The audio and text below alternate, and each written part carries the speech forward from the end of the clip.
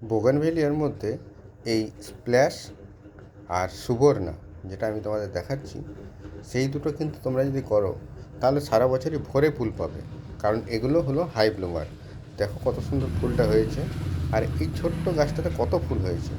কিন্তু হ্যাঁ, এই গাছটাতে ক্লোরোসিসের কোনো রোগ আমি এখনও অবধি পাইনি।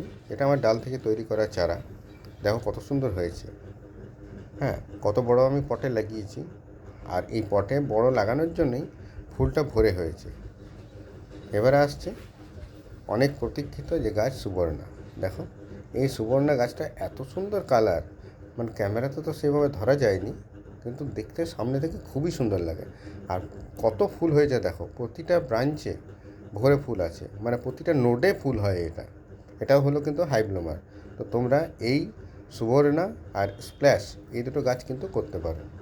আর এটার মিডিয়া তো আমি আগে দেখিয়েছি, নতুন মিডিয়াটাতেও বসাতে পারো, গাছটা ভালো হবে। এটা আমার কিন্তু নতুন মিডিয়াতে, যেটাতে আমি এই কোকোপিট আর ভার্মি কম্পোস্ট আর লাল বালি দিয়ে করেছি।